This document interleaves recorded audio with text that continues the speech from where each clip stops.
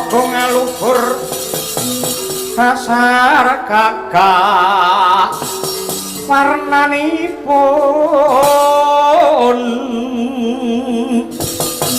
Kanjeng Sri Narapati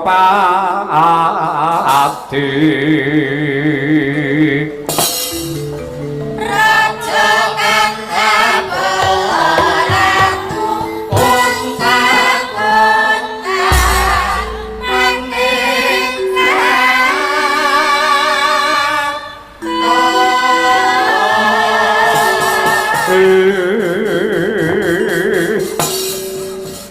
jagat Dewa Bathara jagat Mangestungkara nuwun sewu Paman Patih Prabu Kesa kawula nuwun wonten timbalan ingkang ngadawa anak Prabu Pringgondani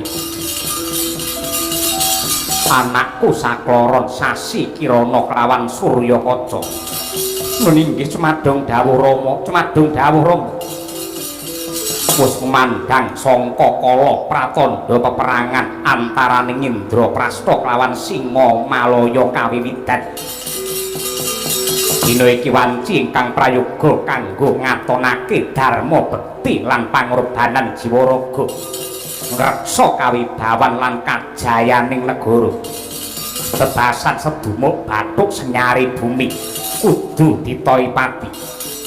Kasunyatane kanthi sumber asil bumi Indraprastha ingkang derbala ora mokal akeh bangsa manca sing ngincer pengin depani lan jarah rayah kanthi sewu cara ana ingkang tanpa tedeng aling-aling uga ana ingkang laku dedemitan nggunakake karti sampeka ngrusak morale bangsa mecah marang kerukunane para kawula kanthi cara reka daya nyusupake budaya manca ingkang ora trep kelawan adat lan kapribadene wong Indraprastha lan mruhanana ripalungguhan iki Paman Arjuna aku ditetepake dadi senopati Megantara utawa senopati Akasa iki mujudake pakurmatan agung lan tanggung jawab sing ora entek mula aku kudu wanita jiwa raga nganti tetesing getih ingkang pungkasan kanggo ngreksa yuwanane bumi pertiwi. Angger anak Prabu Gatotkaca menika mujudaken pakurmatan agung saking negari Indraprastha tumrap negari Pringgondani. Sedaya prajurit Dirgantara Pringgondani sampun aprasetya lila kurban menapa kemawon kangge njagi kawibawan Indraprastha saking ancamane mengsak. Mila sampunipun Singa Malaya lan Indraprastha anetepaken peperangan. Kula miwah para putra-putra jengandika Angger Sasi Kirana Suryakaca miwah para senopati Pringgondani sampun angrantam siasat ingkang permati kangge nyerang Singa Malaya. Sak wanci-wanci nampi perintah anggebak mengsah saking Dirgantara sampun siaga lan ugi sampun ametang tuna lan bebatinipun anak Prabu. Inggih Paman Prabu Kesa kula ngaturaken panuwun awit iga pratikel lan kesaganipun. Ripalungguhan samangke senopati Pringgondani siaga ngadepi bebaya sedaya sampun kaetang kanthi genep katliti kanthi permati supados sembada ungguling yuda papranganing Akasa kuwawi ngayomi prajurit Indraprastha ingkang mapan wonten samudra lan daratan. Mengko kula Sasi Kirana wonten dawuh Kanjeng Rama pun Rama mundhut wawasan bab tata rakiting gelar baris sajroning anyerang saka Dirgantara ingkang bakal ditindakake kepiye nggih. Inggih Kanjeng Rama. Aturuning bilih tata rakiting paperangan pinirang dados kalih. Sepisan para prajurit angambah ngegono naliti kanthi permati ing wewengkon Indraprastha. Angreksa kasantosanipun menawi sak wanci-wanci mengsah nyerang Indraprastha sembada ngawekani lan ngrampungi.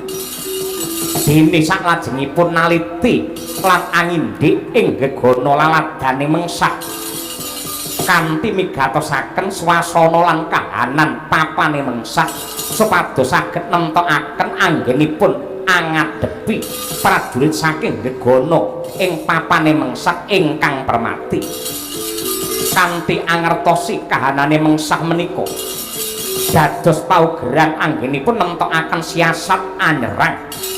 Saksampunipun sedaya pawartos saking telik sandi dipun kempalaken tata rakiting paprangan ingkang angka kalih lajeng dipun tindakaken ingkang angka loro kepiye nenggih kanthi angetang lan animbang kasantosan lan piranti perang ingkang dipun darbeni dening Pringgondani kula ngrancang anyerang mengsah ing daratan lan akasa kanthi cara silih gumanti ingkang sepisan prajurit ingkang dipun pangarsani Kanjeng Rama Gatotkaca anglebur papane mengsah ingkang anggadhahi bobot lan permati kanthi pangajab kahanane mengsah dados ringkih karana pirantine paperangan sampun lebur dene saklajengipun gentos prajurit Pringgondani ingkang mapan wonten ing Gegana nyirnakaken prajurit mengsah ingkang mapan wonten ing Dirgantara samudra lan daratan kanthi cara menika ing pangajab sembada antuk kamenangan ing akasa supados saged ngayomi lampahipun prajurit samudra lan daratan ingkang dipun pandhegani dening Paman Antasena lan Wantaraja ingkang tumuju wonten ing Pulo Giling Wesi.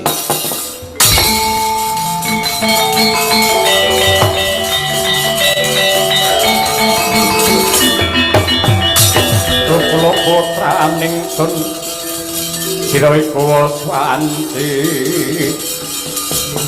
pisah lan jenenge wangi ya putraku nggih pun rama banget sarujuk marang rantaman ingkang do aturake banjur siasat iki kapan bakal ditindakake bab menika sampun karembak kalian Yayi Jayasena atmajanipun Paman Antasena bilih sedaya lan kapetang sedasa dinten saderengipun toya samudra pasang ing Pulo Giling Wesi serangan menika kedah sampun dipun tindakaken ing pamrih lampahing prajurit ing seganten dumugi gisi ing Giling Wesi salebeting toya pasang kanthi mekaten lampahing prajurit ingkang dipun pangarsani Paman Antasena saged dumugi ing gisi ing Pulo Giling Wesi kanthi lulus raharja lan sembada nguwasani Giling Wesi miwah ngayomi prajurit andhanipun Wa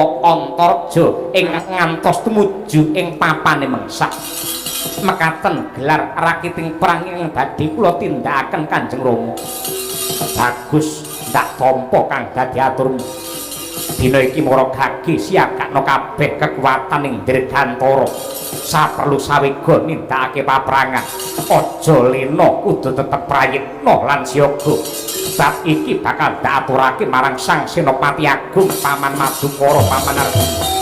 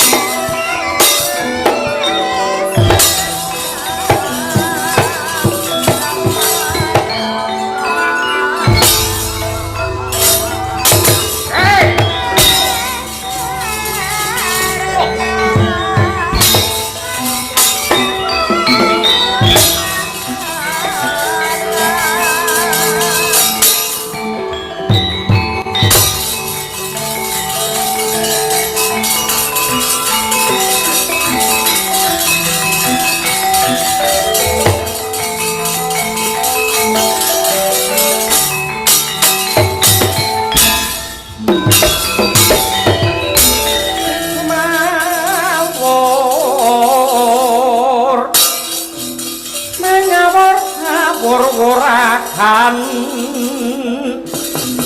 ngaraning ngadure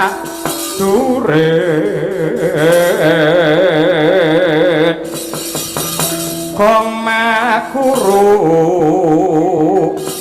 kongsa teteka yabu tula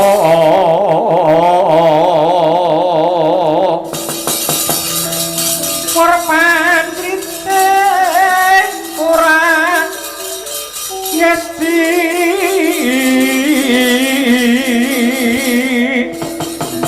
perkata ingkang waca layu sepet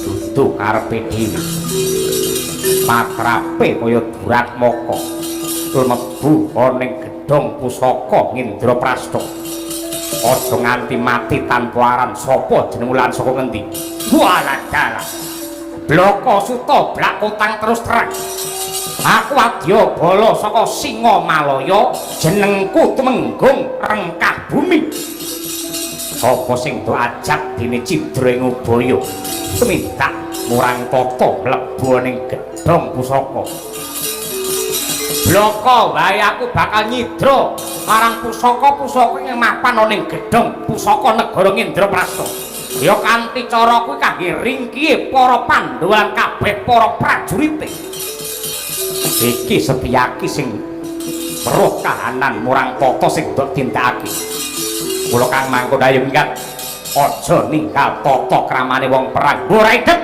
mumpung ketemu karo kowe buktekke sapa sing lundung sirahe imbul kasmu takon dosa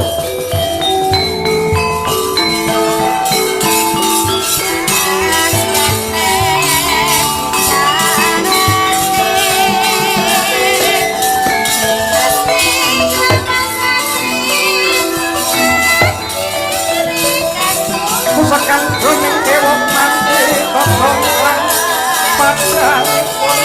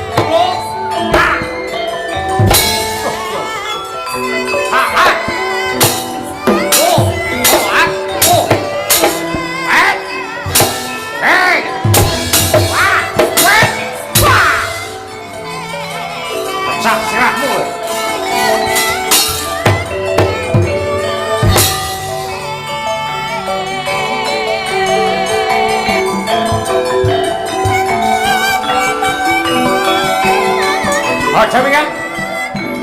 Oh. Oh. Ah. Oh. Yo yo. Lo lo. Iya, ah. Yo yo. Lo, ah. Lo. Oh. Oh, ah. Lo, ah. Lo, ah. Oh.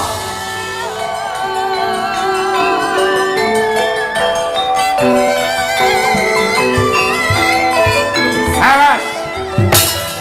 What? Ah.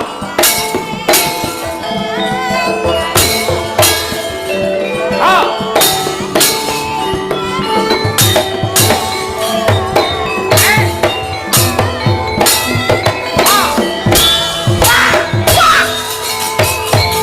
Monggo Maulid.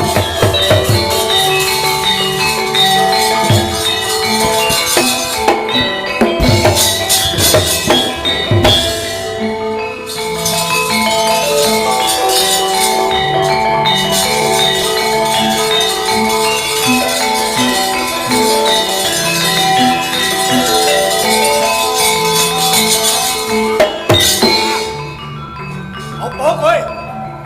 Aku aman kowe sopo? Kakak Maleo. Wani teriak. Kenapa wah lampat brutal jangan mati tidak aku.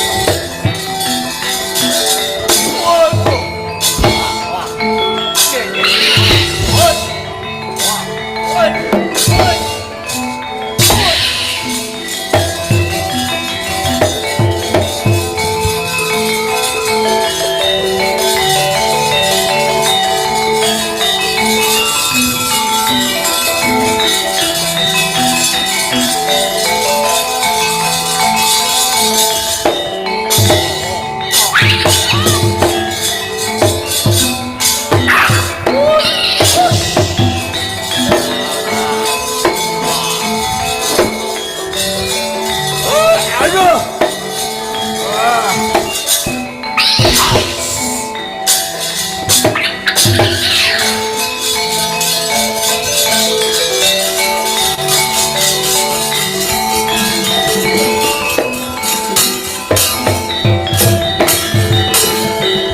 Wedan sapa kuwi?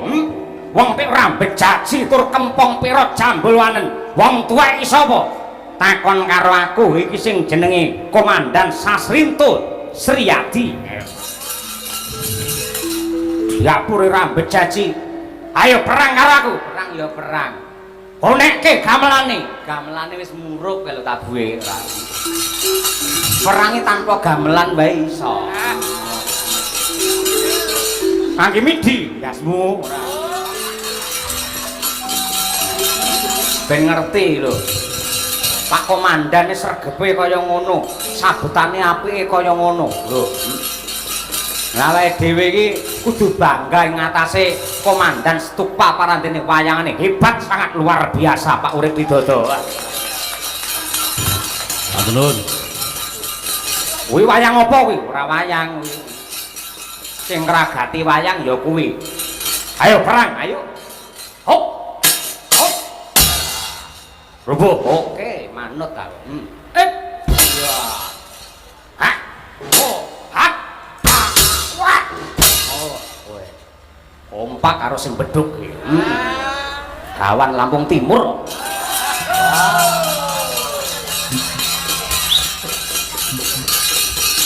Awas lihat. Kowe modiar kowe.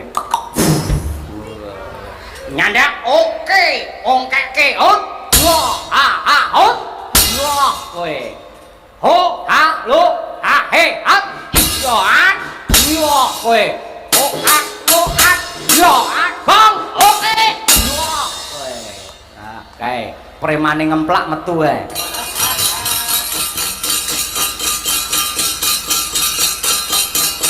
Hilang nyawamu. Hop hop ha hop. Yo hop ho at. Yo ha at. Modar. Ha at. Modar kowe. Ha modar kowe. Ha modar kowe. Ha modar aku. Aduh yun. Hop hop ha hop akut. Wah hop. Ya. Yo bedel dasmu kowe.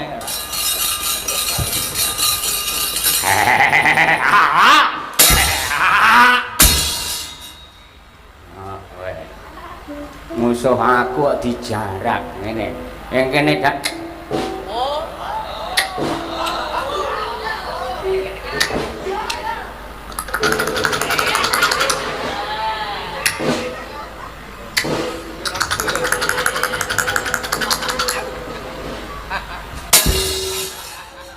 kowe lentane iki dolan bedil kaya ngono iki ora sembarangan kaya ngene. Mergo kabeh mau ya kowe.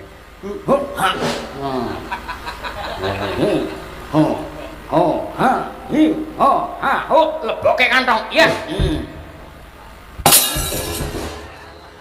Pun Pak Urip wonten mawon.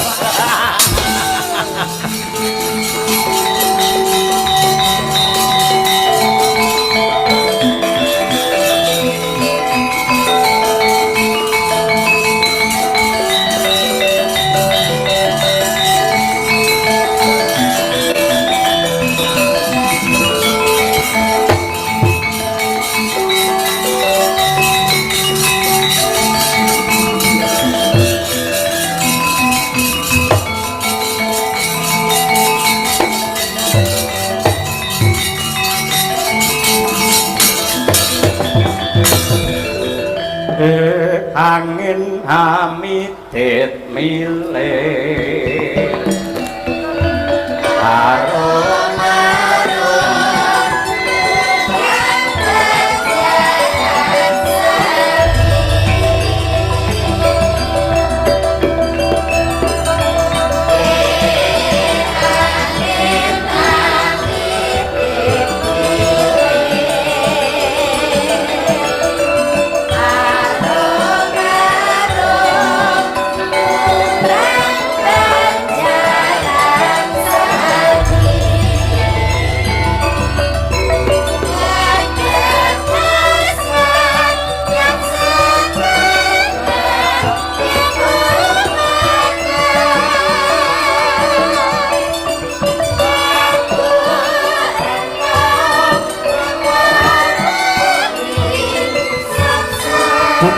sawut salang tunjang wadya bala singa malaya ingkang nyusup ing gedhong pusaka Ngamarta.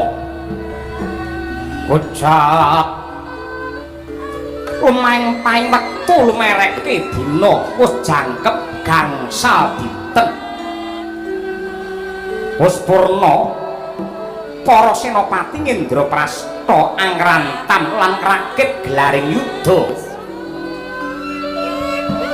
Mangkono sang Senopati Agung Dyanarjuna Gyamiji Senopati ketiga nenggih Senopati Megantara Senopati Samudra miwah Senopati Pratala hanenggih ingkang putra Gatotkaca Antasena miwah Raden Antarja. Mangkono Gya rinaketake kawijil kang pangandika nenggih panengah Pandhawa Dyan Herjuna.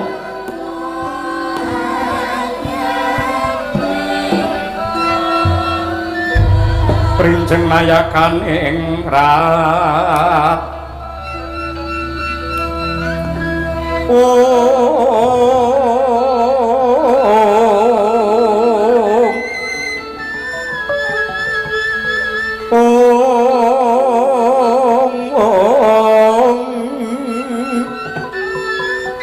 mengkoto kuluk putra-putraku Senopati Megantara Senopati Baruna apa dene Senopati Pratala. Dina iki wis wancine kabeh manunggalake siasat paprangan ing dirgantara samudra lan daratan kanggo ngrubuhake beteng kekuwatane Singa Malaya.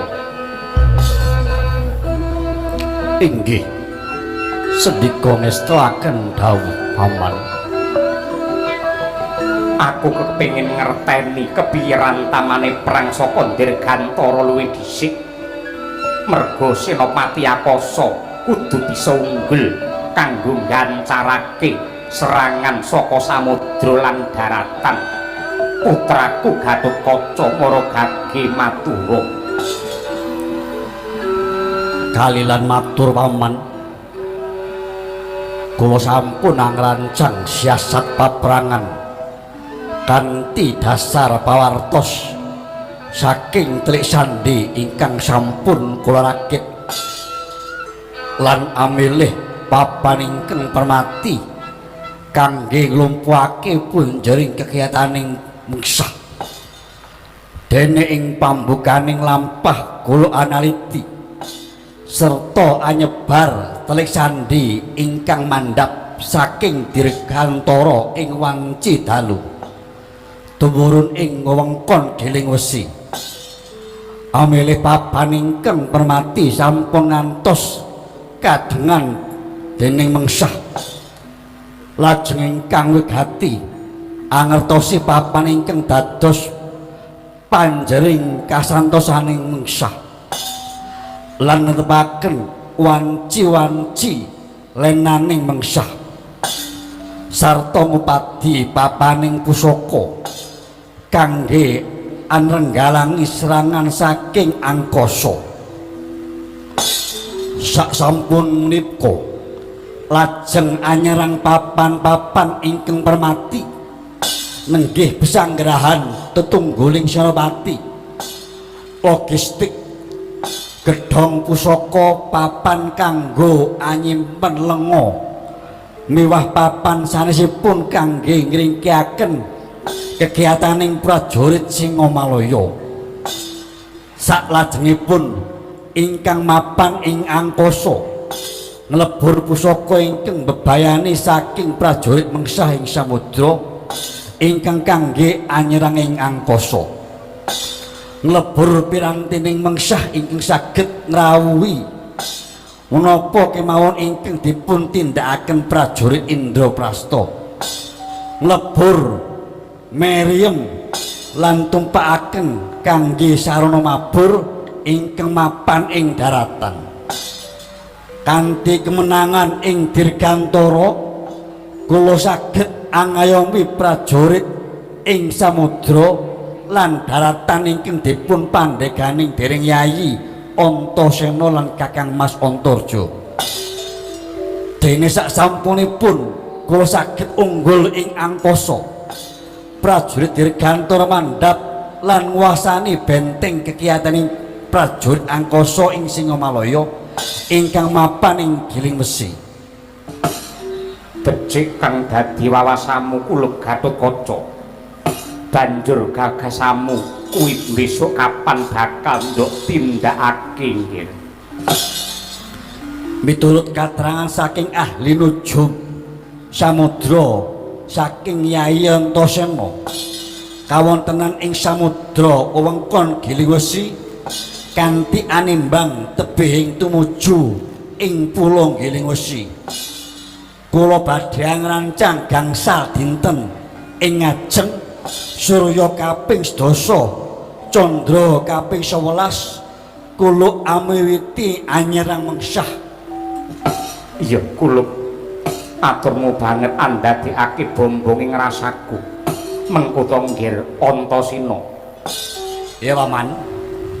Kepiye mungguh panemumu apa wis jumbuh lawan rancangan peperangan ing samudra lan daratan prajurit wanggone bakal nguwasani gisik segara ing Giling Wesi minangka wahana prajurit andhane Kadang Mantarja tumuju ing daratan Giling Wesi.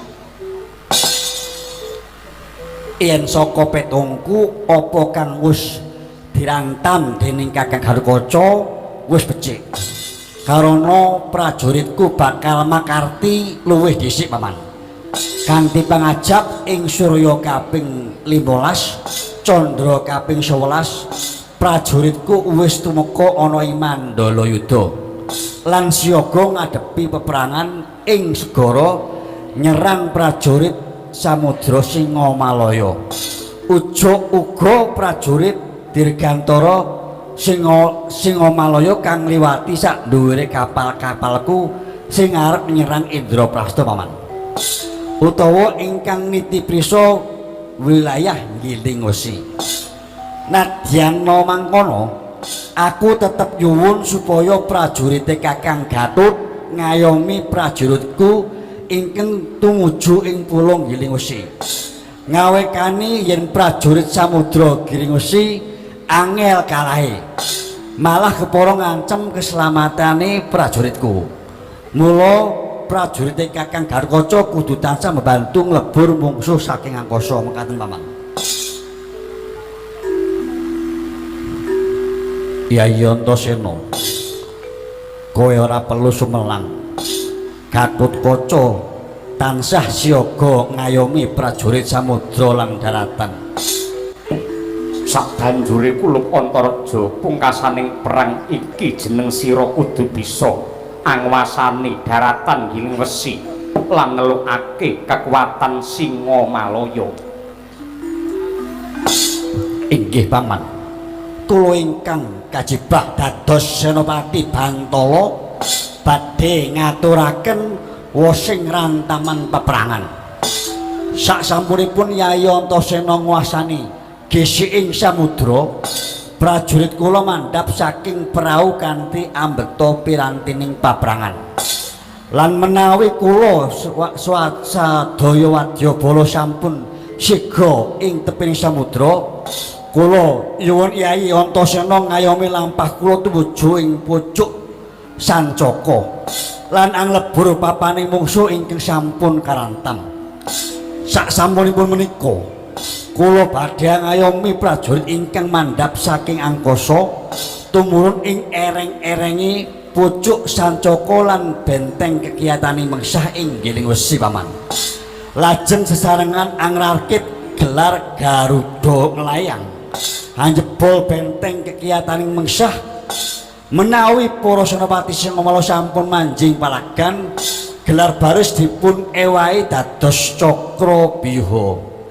Lan sak sampuning para senopati Singamalaya mapan ing tengahing gelar Cakrabiha enggal dipun ranjap kanthi gaman saking keblat papat mekaten rantaman perang ingkang badhe kula tindakaken Paman. saritane satriya inuwe kang marti mring kautaman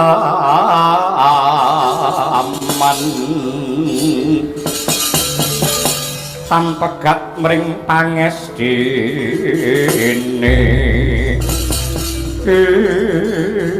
ya kula sakusi aku nyurasa aturmu kabeh rantaman gelar rakiting paperangan wis becik mawa petung ingkang gelep ndak pundhut sliramu kabeh tansah sambung rasa anggone nemtokake siasat lan tansah liru pakabaran bab kang wigati lan permati sarta ana bab sing kudu ndok ngerteni kang nemtokake kemenangan ing samudra lan daratan kuwi gumantung kasembadane Gatotkaca anggene nyerang saka Dirgantara lan upamane mungsuh luwih santosa sarta Gatotkaca gagal anggone nyerang mungsuh prajurit samudra lan daratan kudu murungake utawa mbatalake anggone makarti lan siaga ana sak njabane tapel wates ngenteni pulihe kekuatan prajurit Dirgantara sawega nyerang mungsuh maneh ngestuake dawuh Paman. Mula antarane para senopati becik Gatotkaca, Antasena lan Antareja kudu tansah nunggal tekad sawiji daya dinayan anggone nindakake jejibahan ing pamrih supaya prajurit samudra lan daratan pikantuk pengayoman saka prajurit Dirgantara satemah lulus raharja anggone makarti tumuju mring sasarane mungsuh lan kaya wis purna kang rinumpaka muga-muga kanthi tekad ingkang suci bisa mbabar basuki mula para sangarep wis munira amanten aweng gendres mamane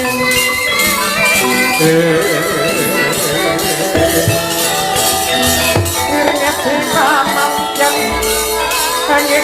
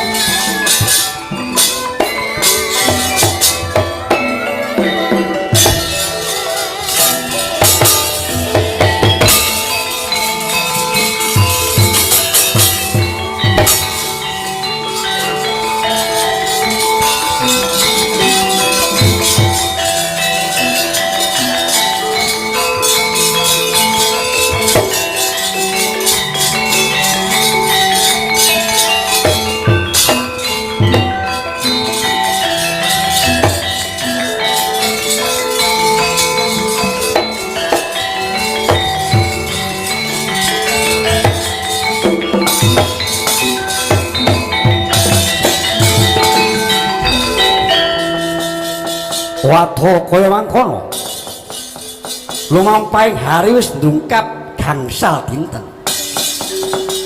ngaglah prayik ning kewuh nenggih Sirawati Megantara ya sang Gatotkaca ya cancut Taliwondo mesat ing angkasa sumu-sumu himmo himantaka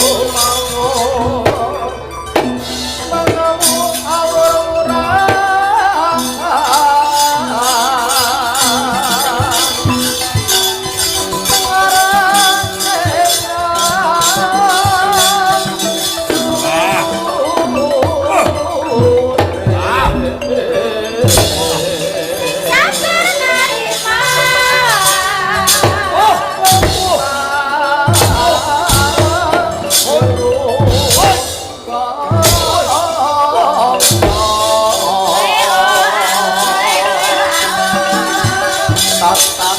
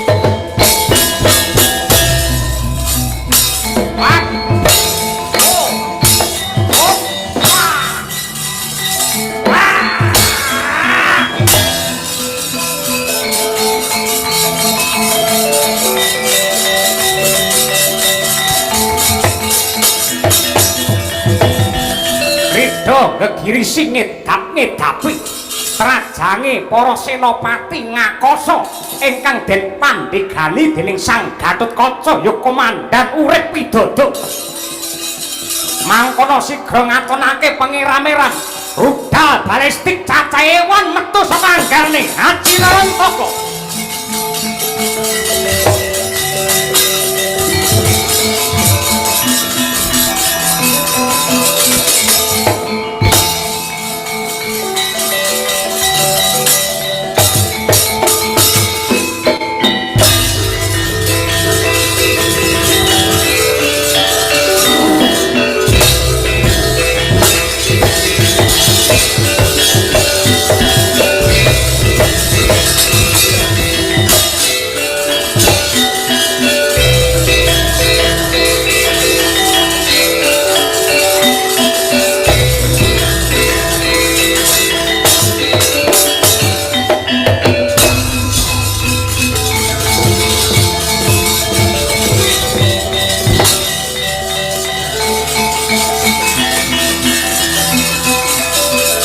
Wadya Bala Singamalaya mundur mundur ayo mundur.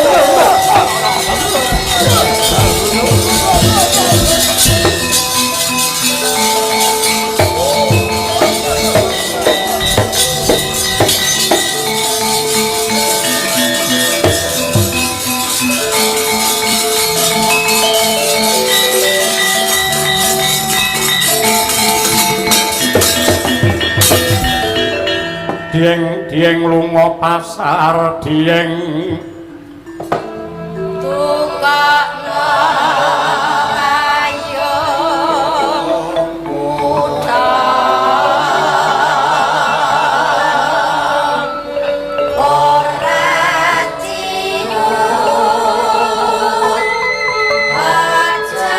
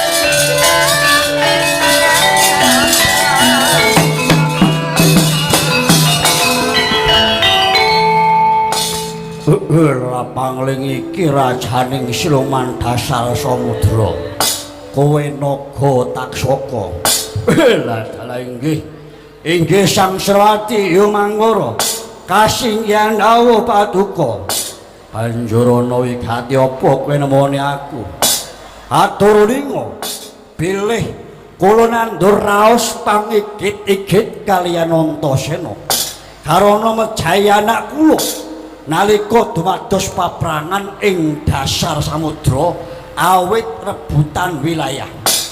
Pramila saking niku gandeng kula mireng pawartos bilih Singamalaya nembe paprangan kaliyan Indraprasta mila mugi dipun paringaken kula bantu Singamalaya. Kula badhe ngringake wadya bala dasar samudra lebur Antasena sak wadya balanipun. Kula atur pramrayogi supados ngandika Raden Hyangangara enggal nguasani gesing segara Indraprasta kanthi cara mekaten prajurit darat Singomalaya enggal saged anggempur benteng kekiyataning pungsa.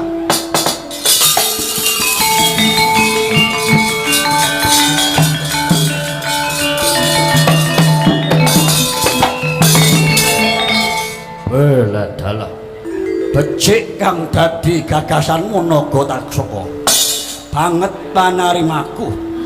Prajurit kabeh kajibah nyebar wabah penyakit kudu enggal darat ana gisi ing segara Indraprasta. Dene prajurit Samudra Singomalaya ngincer sasaran prajurit Angkasa Indraprasta. Dene Dahana Yaksa samaptakna piranti perang lan obat-obatan kanggo wektu sing dawa. Aja nganti ngujiwani merga bab sing bago iku. Inggih senika ngestuaken dawuh Kanjeng Raden. Menawi kalilan kula nyuwun pamit badhe nyagake para wadyabala saking Nagataksaka. Aku banget ngaturake panuwun awit panyengkuyungmu Nagataksaka. Sugeng pepanggihan ana ing palagan lan kabeh wae Serpati Singomalaya mara enggal siaga nanata gelar baris.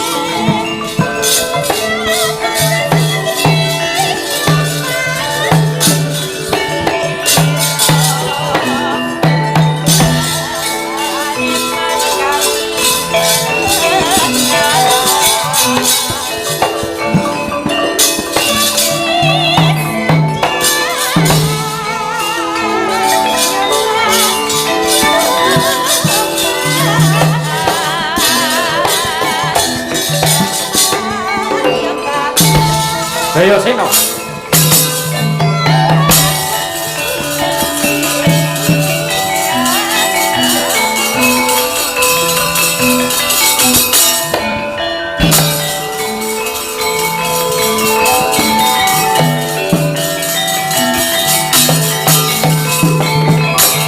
Abang maranteng becik besok mendemo baris baris kang prayitna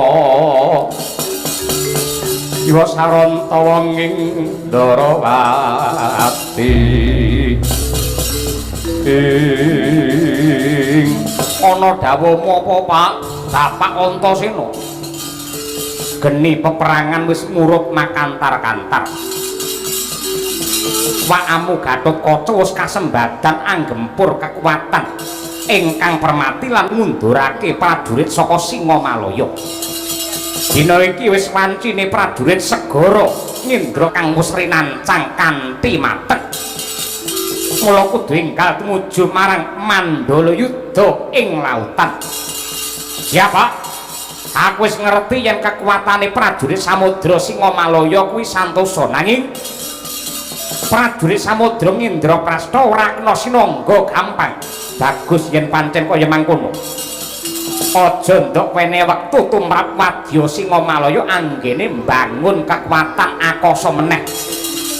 Mara gage siagakna prajurit pusaka lan kabeh piranti perang.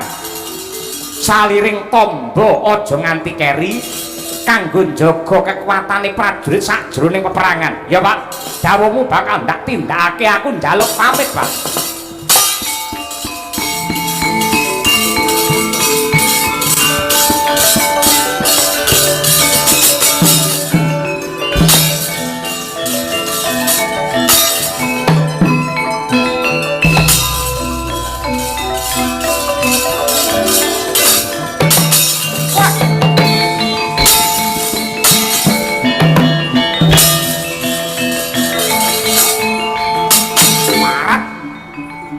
tandhing ana ki Prabangkara Jayasena menang sembah dridran. Wat. Hat. Oh.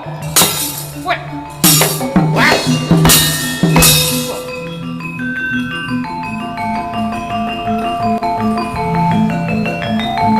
Hat. Wat. Wat. What? Yo. Waduh.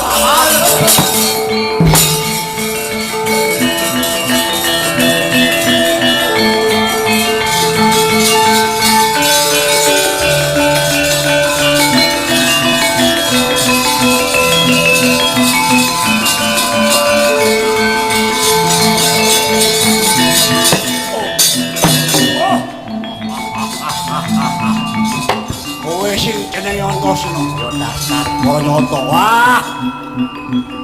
Kene merganing patimu.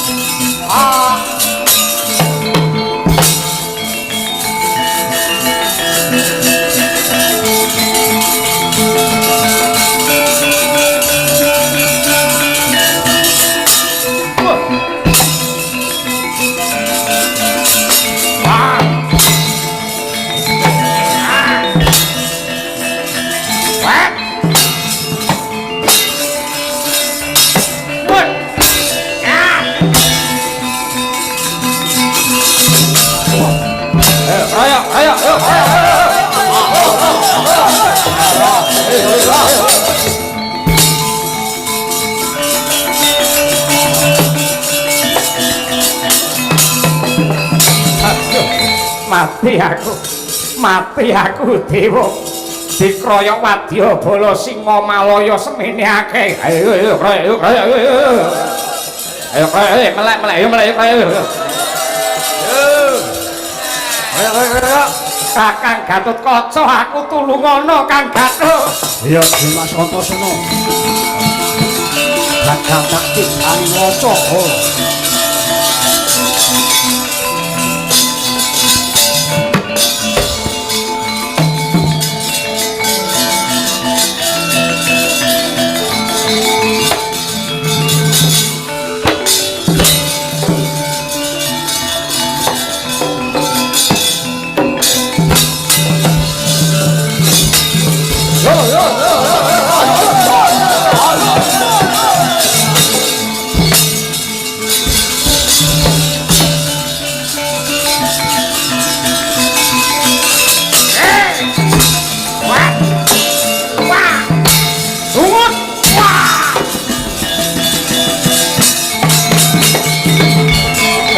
kasih Kakang Gatut.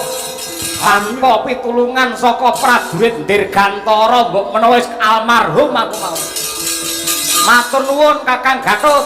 Ayo Wadyabala kabeh darat ana pulung giling wesi. Yo.